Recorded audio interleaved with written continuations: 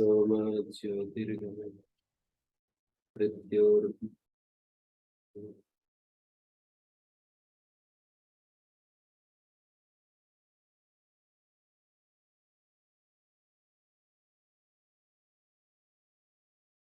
चतुर्थ अध्याय का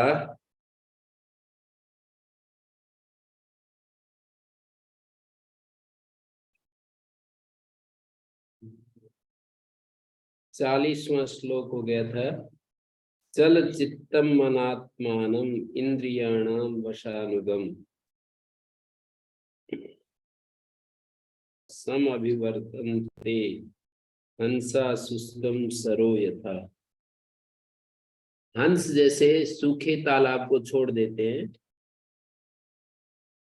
हंसा शुष्कम सरो यथा अर्था सम अभिवर्तन्ते।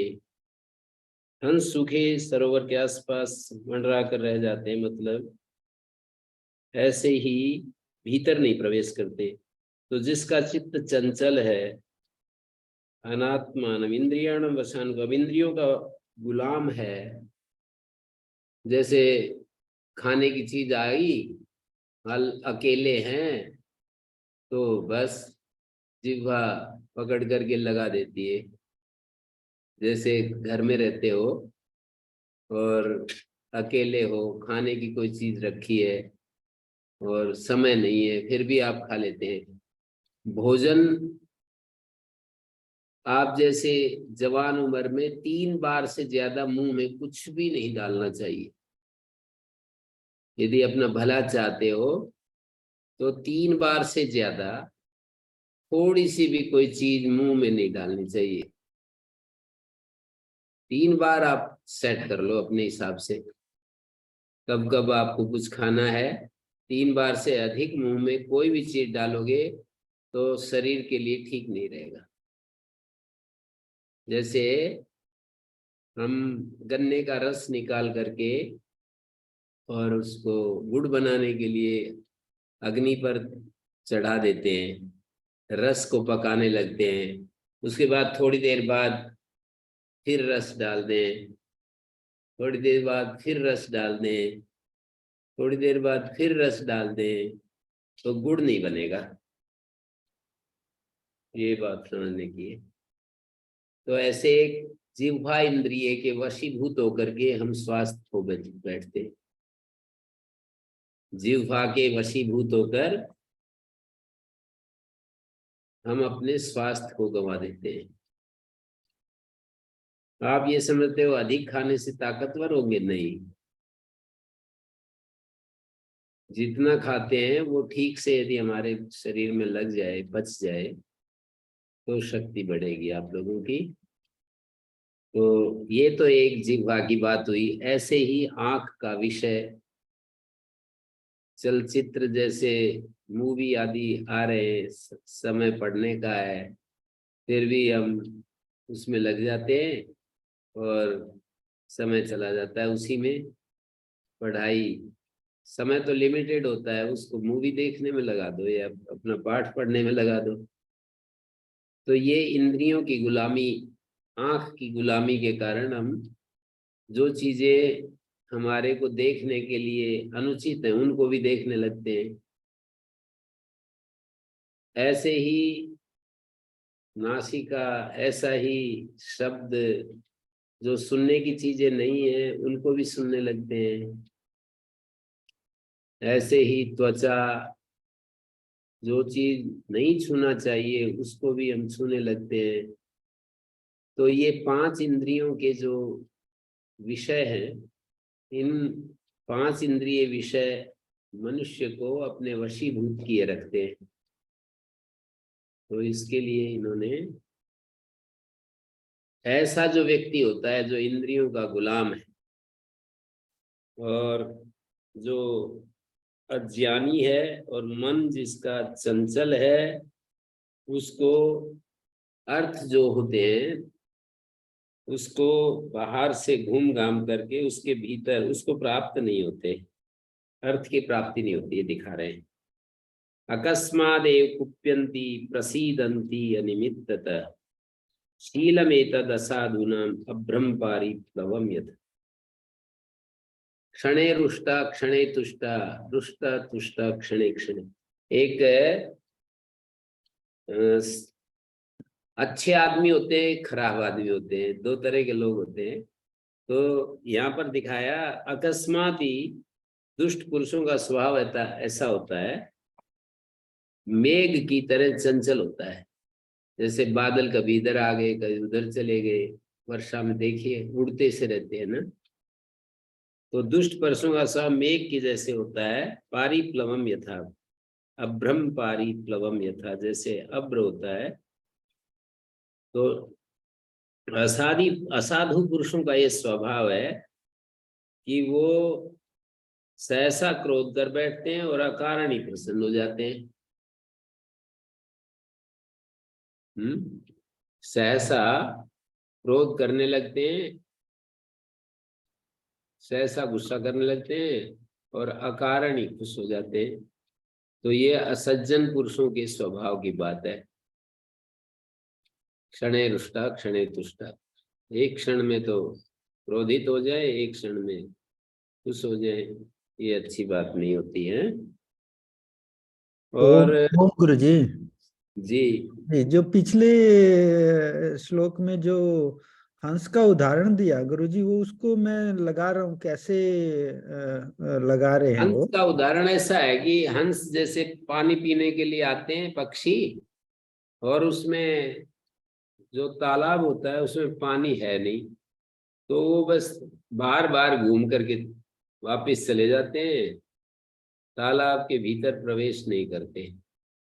ऐसे ही जो ऐसे ऐसे लोग होते हैं इंद्रिय वशानु, चंचल चित्त वाले अज्ञानी लोग, उनके पास संपत्ति जो होती है वो बाहर से ही बाहर बाहर ही घूमती रहती है, अंदर उनके प्रवेश नहीं करती है, मतलब उनके पास नहीं ठहरती है, उनके पास नहीं आती है, ऐसा बोल रहे हैं। जी गुरु जी, जी। और ये 42वां श्लोक है। सत्कृताश्च सुतार्थाश्च मित्राणाम न भवन्ति तान् धृतान् अपि क्रव्यादा कृतघ्नान् उपभुञ्जते नोपभुञ्जते। सत्कृताश्च, जो मित्रों से सत्कार पाकर, सत्कृता का मतलब मित्रगण जो है उसका सत्कार करते हैं, सुतार्था, और उनकी सहायता से कृतकार्य होकर, जो मित्रों से सत्कार पाकर उनकी सहायता से कृतकार्य होकर श्रुतार्था, मित्राणाम न भवन्ति, उनके नहीं होते। मित्र तो उनके लिए सत्कार देते हैं और उनको बहुत उनकी सहायता करते हैं, फिर भी मित्रों का वो मित्रों के नहीं हो रहे जो लोग, ये आदमी मेरा नहीं है ऐसे बोलते हैं ना, तो मित्रों के नहीं हो रहे। तान मृतान अपि क्रव्यादान, कहते हैं मर जाए तो चील गिद्ध आदि ऐसे व्यक्तियों को नहीं खाते, ऐसे स्वार्थी व्यक्तियों को नहीं खाते। कहने का अभिप्राय है कि आदमी को कृतज्ञ नहीं होना चाहिए, जो हमारी मदद करता है, जो हमारी सहायता करता है, उसका उपकार मानना चाहिए और उसको महत्व देना ही चाहिए। ये कह करके इन्होंने कहा कि मरे हुओं को भी नहीं खाती ये चील गिद्ध आदि, गिद्ध आदि खाते हैं ना मरे हुए को, तो मरे हुओं को भी नहीं खाते ऐसे कृतज्ञ लोगों को। इसका उपदेश देने में तात्पर्य ये मतलब नहीं है कि मरे हुए को गिद्ध नहीं खाएंगे। कहने का अभिप्राय इतना खराब काम है कृतज्ञता, किसी के किए उपकार को न मानना, इतना बुरा, उतनी बुरी बात है कि ऐसा व्यक्ति मर जाए। तो कवि ये कहता है, विद्वान आदमी ये बताता है हमको कि ऐसे आदमी को तो गिद्ध भी नहीं खाएंगे, इतना इसने अपने को दूषित कर लिया है, अपने आप को इतना खराब बना लिया कि ऐसे आदमी को गिद्ध भी नहीं खाएंगे। अर्चये देव मित्राणी सती व सती व धने, कहते धन, मित्रों के पास धन हो या ना हो पर उनकी पूजा करनी चाहिए, उनका सत्कार करना चाहिए। न अनर्थयन प्रजानाति मित्राणाम सार फलभूताम। मित्रों का तो सत्कार करना ही चाहिए, धन हो या ना हो। मित्रों से कुछ भी ना मांगते हुए उनके सार असार की परीक्षा न करे। न अनर्थयन प्रजानाति मित्राणाम सार फलभूताम। उनसे कुछ भी न मांगते हुए, अर्थयन मानी मांगते हुए, अनर्थयन मानी न मांगते हुए मित्रों की सार और फलभूता मानी उनका मित्रों की जो सारता और असारता की परीक्षा नहीं करनी चाहिए। मित्रों से कुछ भी न मांगते हुए सारता असारता की परीक्षा ना करें। संतापात भ्रश्यते रूपम, संतापात भ्रश्यते बलम, संतापात भ्रश्यते ज्ञानम, संतापात व्याधिम मृच्छति। संताप हो ना मन, मानसिक क्लेश। मानसिक क्लेश से मनुष्य का जो रूप है वो भ्रष्ट हो जाता है। मानसिक क्लेश से उसका रूप कुरूप हो जाता है। सुंदर आदमी भी कुरूप हो जाता है मानसिक क्लेश से। संताप से बल क्षीण हो जाता है। संताप से ज्ञान भी नष्ट हो जाता है आदमी का। जो समझ है बहुत उसने जो दूसरों से अच्छी अच्छी बातें सीखी हैं वो सारी गायब हो जाती हैं। संतापात व्याधि मृच्छति। और संताप से मनुष्य रोग को प्राप्त हो जाता है। संताप मानसिक क्लेश से आदमी को रोग भी घेर लेता है, रोग भी पकड़ लेता है। अनवाच्यम च शोकेन शरीरम चोपतप्यते, अमित्राश्च प्रहृष्यन्ति, मास्म शोके मनः कृथा। अभीष्ट वस्तु शोक करने से नहीं मिलती। अनवाप्यम च शोकेन। शोक करने से कोई चीज मिल जाएगी ऐसा नहीं है। शोक कब करते हैं? जैसे कोई प्रिय वस्तु चली जाए, कोई आदमी बिछुड़ जाए, फिर हम शोक में डूब जाते हैं। तो बोले शोक करने से दोबारा थोड़ी कोई मरा हुआ आदमी आ जाएगा। कोई चीज नष्ट हो जाए, किसी की बहुत प्रिय वस्तु है, गाय है, कोई और पशु है, वो मर जाए, अब आदमी रोने लगता है तो बोले रोने से थोड़ी वापिस आ जाएगी। शरीरम चोप तप्यते, उससे तो केवल शरीर को ही कष्ट मिलेगा बस। अमित्राश्च प्रहृष्यन्ति, और शत्रु प्रसन्न होते हैं। मास में शोके मना कृता, इसलिए आप मन में शोक मत करो। मास में शोके मना कृता, मन में शोक नहीं करना चाहिए। अमित्राश्च प्रशिष्ट, जो शोक युक्त होगा ना तो विरोधी आदमी बड़े खुश होते हैं उनको कि हाँ अच्छा है, ऐसा ही रहना चाहिए इसको। पुनर्नरो म्रियते जायते च, पुनर्नरो हीयते वर्धते च, पुनर्नरो याचति याच्यते च, पुनर्नरा शोचति शोच्यते च। मनुष्य बार बार मरता जन्म लेता है, बार बार मरता है, बार बार जन्म लेता है, बार बार हानि उठाता है और बढ़ता है। पुनर्नरो हीयते वर्धते च, हानि उठाता है बढ़ता है, बार बार स्वयं दूसरे से याचना करता है और दूसरे उससे याचना करते हैं। हीयते वर्धते च, पुनर्नरो याचति याच्यते च, उससे याचना करते हैं और बार बार वह दूसरों के लिए। पुनर्नरा शोचति शोच्यते च, दूसरे उसके लिए शोक करते हैं और वह दूसरों के लिए शोक करता है। और वह दूसरों से मांगता है, उससे दूसरे मांगते हैं। बार बार ये सब प्रोसेस चल रहा है दुनिया में। पुनर्नरो म्रियते, मनुष्य बार बार जन्मता मरता है, बार बार हानि और लाभ प्राप्त करता है। मतलब कभी उसकी हानि होती है, कभी लाभ होता है। पुनर्नरो हीयते वर्धते च, हानि होती है और वृद्धि होती है, मतलब उसको उसका जो तरक्की होती है।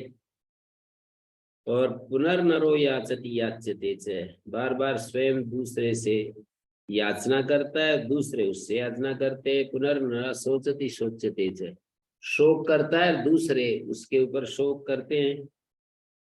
सुखम च दुखम च भवा भव च, लाभा लाभो मरणम जीवितम च, पर्याय सर्वमेते स्पृशन्ति तस्मात् धीरो न च रिष्येत् न च शोचेत्। आदमी को हर्ष और शोक नहीं करना चाहिए। सुखम च दुखम च भवा भव च, सुख दुख, उत्पत्ति विनाश, लाभ और हानि, जीवन और मरण, ये बारी बारी सबको प्राप्त होते रहते हैं, बारी बारी से सबके जीवन में आते हैं। ये सर्वमेते स्पृशन्ति तस्मात् धीरो, इसलिए धीर व्यक्ति जो होता है ना, वो ना तो हर्षित हो, खुशी के समय बहुत ज्यादा हर्षित नहीं होना चाहिए, और गम के समय बहुत ज्यादा दुखी नहीं होना चाहिए। शोक नहीं करना चाहिए आदमी को, हर्ष और शोक से मुक्त रहना चाहिए। चलानि ही मानि षडिंद्रियाणि तेषां यद् यद् वर्धते यत्र यत्र, ये जो हमारी 6 इंद्रियां हैं, आंख, देखो ऐसे देखा करो, आंख, नाक, रसना, कान और त्वचा, 5 तो हो गई है, और एक मन हो गया भीतर। तो ये जो 6 इंद्रियां हैं, चलानि ही मानि षडिंद्रियाणि, ये 6 इंद्रियां बहुत ही चंचल हैं। मन भी चंचल है और ये इंद्रियां भी चंचल है। तेषां यद् यद् वर्धते यत्र यत्र, इनमें जो जो इंद्रिय जिस जिस विषय की ओर बढ़ती है, यद् यद् वर्धते यत्र यत्र, जिस जिस विषय की ओर बढ़ती है, वहां वहां बुद्धि उसी प्रकार क्षीण हो जाती। ततस्ततः स्रवते बुद्धिरस्य, उसी तरफ उसकी बुद्धि क्षीण होती चली जाती। ततस्ततः स्रवते बुद्धिरस्य, उसकी बुद्धि क्षीण होती जाती है। जैसे फूटे घड़े से पानी चूता रहता है, फूटे घड़े से जैसे पानी चूता रहता है, छिद्रोदक कुंभादिव नित्यमंभ, ततस्ततः स्रवते बुद्धिरस्य, तो उसकी बुद्धि जो है स्रवित होती रहती है। छिद्रोद कुंभादिव नित्यमंभ, छिद्रोद, छिद्र युक्त घड़े से जैसे जल रिसता रहता है, ऐसे उसकी बुद्धि क्षीण होती रहती है।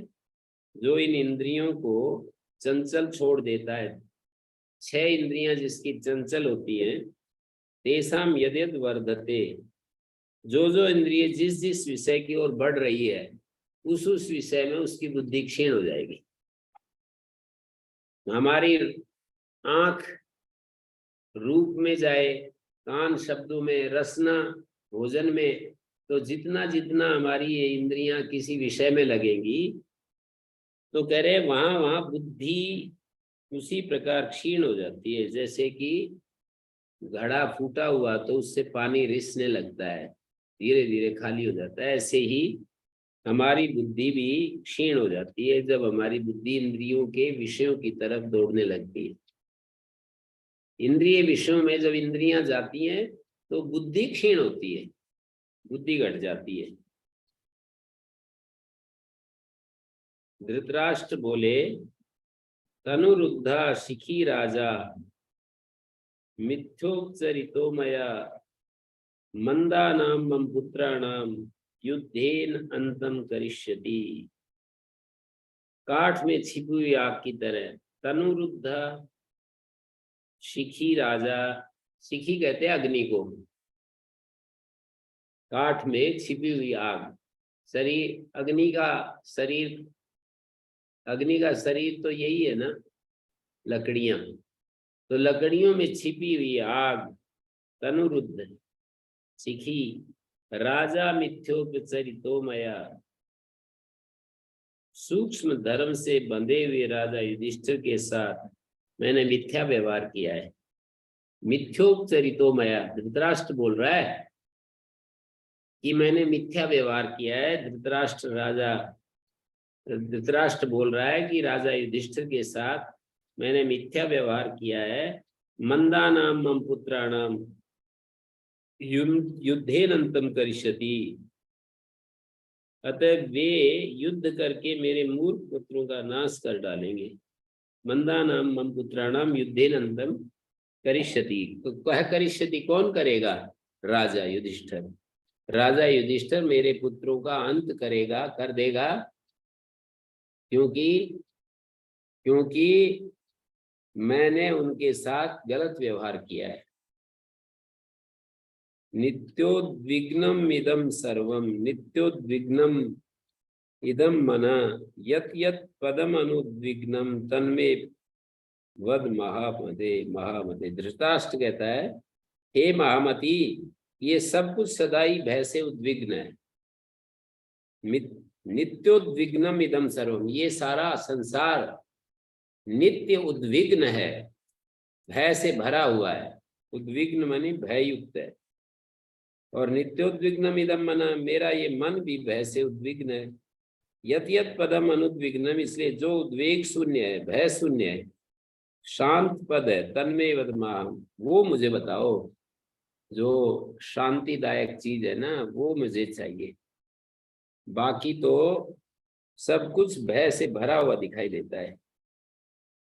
तो विदुर जी बताते हैं, नान्यत्र विद्या तपसो नान्यत्र इंद्रिय निग्रहात् नान्यत्र लोभ संत्यागा शांतिम पश्यामि तेन घ।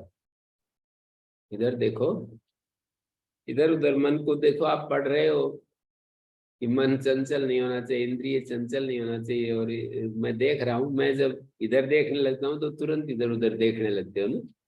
पुस्तक की तरफ देखता हूँ, एक क्षण में ही आपका मन इधर उधर हो जाता है। तो क्या कह रहे हैं? नान्यत्र धर्मात् विद्या तपसो, विद्या और तप से अन्यत्र, मानी विद्या को छोड़कर और तप को छोड़कर, नान्यत्र इंद्रिय निग्रह, और इंद्रिय निग्रह को छोड़कर, नान्यत्र लोभ संत्यागात, और लोभ त्याग को छोड़कर, शांतिम पश्यामि तेन घ, हे निष्पाप, संबोधन कर रहे हैं, हे निष्पाप धृतराष्ट्र, तुम्हारे लिए मुझे शांति दिखाई नहीं देती। कहाँ कहाँ शांति दिखाई दे रही है मुझे? तो उन्होंने कहा कि विद्या और तप में शांति है, और इंद्रिय निग्रह में शांति है, और लोभ छोड़ने में शांति है, और बस 3 बातें कह दी, 4 कह दी कुल मिलाकर। विद्या और तप में शांति है, इंद्रिय निग्रह में शांति है, मन को अपने वश में करने में शांति है, और लोभ को छोड़ने में शांति है। तो ऐसे करेंगे तो शांति मिलेगी। उन्हें पूछा ना, मुझे को वो उपाय बताओ जिससे शांति मिले।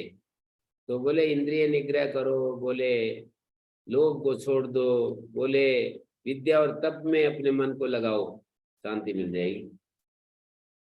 बुद्ध्या भयम प्रणुदति तपसा विन्दते महत् गुरु शुश्रूषया ज्ञानम शांतिम योगेन विन्दति। बुद्धि से मनुष्य अपने भय को दूर करता है, बुद्धि से मतलब विचार से भय को दूर करता है। तपसा विन्दते महत्, कोई चीज, बड़ी चीज कोई पाना चाहता है, बताओ क्या करे? बोले तप करो। तप का मतलब मन को एकाग्र करो, जिस चीज को आप चाहते हो उसमें ही अपने मन को लगाओ। गुरु शुश्रूषया ज्ञानम, और ज्ञान कैसे मिलता है? बोले गुरु की सेवा करो।